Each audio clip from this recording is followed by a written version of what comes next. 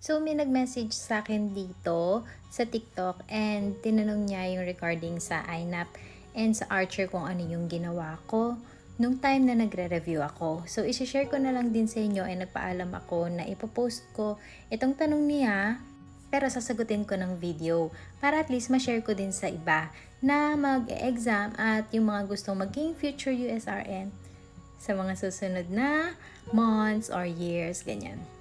Nag-INAP Review Center kami ni Hobby and kumuha ako ng Archer for 3 months.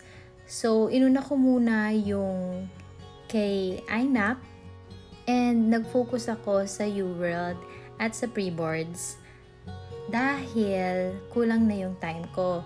So, nung second take ko is 6 months lang yung time ko para mag-review tapos exam ko na. So, hindi na carry na daanan ko pa lahat ng mga lecture videos. As in lahat, sinasagutan, sinusulat ko, tinitake down notes ko, tama man yung sagot ko or yung mali. Ilalagay ko lahat doon. Para at least kapag binalikan ko, alam ko kung bakit siya tama, bakit siya mali, ganyan. Tapos, meron akong parang checklist na ginawa para at least na monitor ko kung ano pa yung mga subjects na hindi ko natackle, ganyan. I-add ko na lang dito or i-overlay ko yung video nung ginawa kong checklist. Pero meron din siyang link dito sa bio ko. Kung INAP baby kayo, yun, gumawa lang ako ng ganun para at least alam ko kung ano na yung next na subject na re-reviewin ko.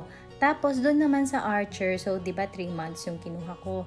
Yung 2 months doon, kahit ilan lang, halimbawa, 10 lang, ganyan, or 5 lang yung mga exams na kinukuha ko per day, o kaya biglang 20, o kaya 35, depende sa kasipagan ko for that day.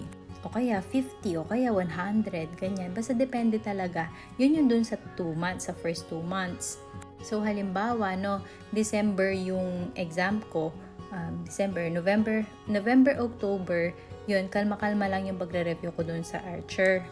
Sumasagot lang ako sa mga items na gusto ko or sa mga subjects na gusto ko.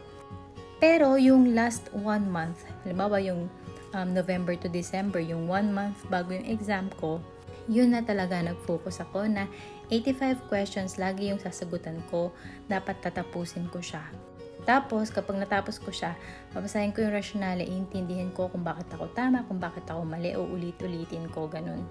As in, lahat talaga ng questions, tinapos ko, sinagutan ko, binasa ko, ganun, inaral ko talaga. Nasa mga previous videos ko, kung nakailan ako ng mga questions, sa Archer, nakaano naman siya dito, naka-group siya dito sa profile ko, makikita nyo, Road to USRN. Tapos, alam nyo ba, kailangan nyo ng 99% na prayers talaga. I-claim nyo na napapasa kayo as in. Malakas talaga Prayer works talaga as in. Hindi kayo mabibigo kapag talaga sinurrender nyo kay Lord yung exam ninyo. Tapos, ayun. Pag minsan gagawa ako ng video kung paano yung mga na-experience ko nung nagre-review ako. Alam nyo, iba pa din pagkasama nyo si Lord. Mula sa review, tapos sa mismong exam, sa after exam, hanggang sa paghihintay doon sa result, hanggang doon sa mismong result talaga. Promise talaga. Parang humihinga ka lang. Ganyan, normal lang. Glory to God talaga. Wala akong masabi. Glory to God. Sa Kanya talaga lahat ng papurit pa sa salamat.